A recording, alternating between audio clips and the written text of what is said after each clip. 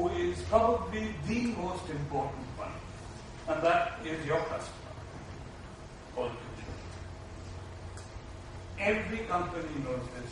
If you don't have a customer, you might as well pack up and go home.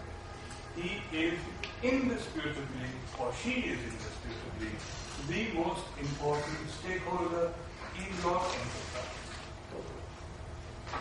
Your salary, your wages, everything depends on the consumer, the customer.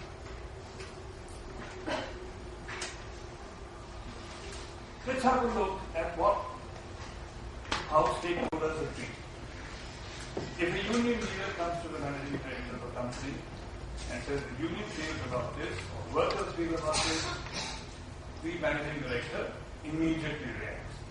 At a shareholders meeting, if somebody gets up and asks a question, the shareholder is immediately responding. What do we do, and what we started doing with consumers, with our customers? There was a time when I was in IIM when I was told that the most successful marketing companies were those which sent everyone from every functional area, irrespective of whether it was HR&D or finance or production or quality control, out into the market. They had to go out into the market, interact directly with dealers, with distributors, with customers. For some strange reason that stopped. The advent of technology has meant that you have substituted that personal contact with an interactive voice response. Okay? You want to buy my product? Press 1. You want to know how much you owe me? Press 2. You want to know about how to complain about my product? Please stand by for our customer service executive after listening to a 3-hour opera on something or the other. Right. We're all consumers. Have we not had this experience before? Have we not had this experience recently? The analysis of the data that we have at the CERC in Ahmedabad reveals that this particular phenomenon is A, it's growing, as evidenced by the number of complaints, and B, we find that this thing of short-changing or shabbily treating your customer is most prevalent in the services sector. I'm not talking about B2B services, I'm talking about B2B services, business deals with consumers. In particular, I would say that the financial services sector, and I'm excluding the government sector from this, the financial services sector has witnessed the largest number of complaints. Approximately 60% of all consumer complaints that we have been asked to intercede in have to do with services, and about 80% of those have to do with financial services. Banking, insurance is probably the head of the list. Credit cards has become, the number of complaints on credit cards from the way customers are treated by a credit card company has increased exponentially. This is probably logical because if you have a funky car or if you have a smelly pizza, it's very easy to identify. In services, it's not so easy to identify. So all these disputes generally arise in terms of services.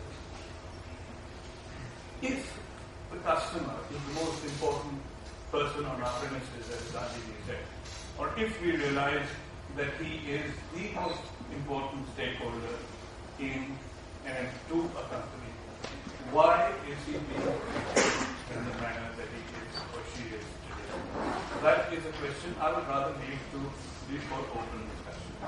But I'd like to give you, let's say, some examples. And I think most of you, I'd like to remind you of these examples rather than give them to you. You recall a few years ago, a confectionery company, I won't name the company, said that my chocolate is fabulous when it leaves my factory.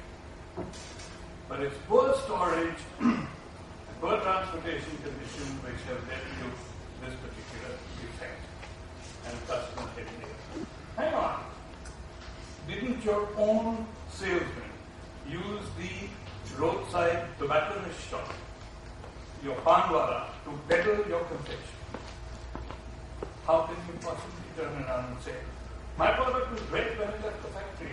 What happens thereafter is not my problem. The cola case, pesticides in cola. I believe I was at that time the director of Consumer Immunity Trust Society. And we asked around, we figured that for an average sized bottling plant, it would just cost in those days 19 lakhs to set up a reverse osmosis plant. Which is nothing. But what do the cola companies do? They say garbage in, garbage out. We didn't pollute the water. You drink the water that's available. Just if you look at banks, the amount of data mining that is going on today by banks is quite incredible. Have you seen some of the bank opening forms? Go to the reverse page, the last page. It says option. You're asked all kinds of questions about yourself. Why? For instance, I was asked about my reading habits. Now, does it really matter whether I read pornography every night or the Bible? How does it matter to the mind? And why is it that we are being harassed today by so many phone calls based, well, it's a fact, based on data which has obviously been sold by people who have asked me questions which they need not have asked me and for which I have replied not knowing that it would be misused. There are numerous examples. If anybody amongst the student community here wishes to do some research on the nature and the type and the frequency of complaints, I'd be very happy to help. Please do get in touch with me. We'll put you on to CERS. We encourage this kind of research. But this is happening. It's becoming worse and worse.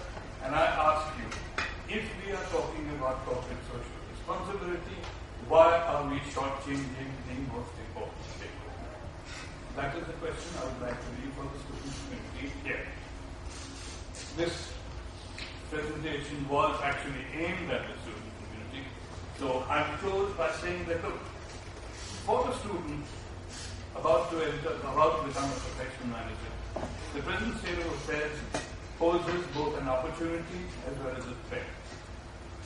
It's a threat because if you are going to work in a company which treats its consumers, its customers the way a lot of our companies do, then you're in for trouble. It's an opportunity because if your competitor is doing that, this is where you have to strike to make your mark. Thanks very much. I'll leave it at that.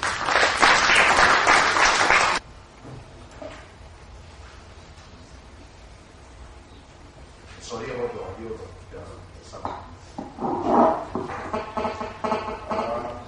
After listening to the deliberations presented by Yusuf, Jai, Christopher, and Rajan, I also reflected about the deliberations I heard in Bombay and Xavier's and at Bangalore. One of the things which came very clearly in Bangalore when Dilip Thakur, who was the founding editor of Business India and Business World, spoke, he said, I'm proud to be a capitalist, but I don't think socialism worked in this country. We had a 3% growth in the era of socialism. We have a double-digit growth in the era of capitalism. But I think capitalists need to definitely not just portray a humane face, but look at how they kind of include humaneness in their very essence of capitalism. The reason he said this is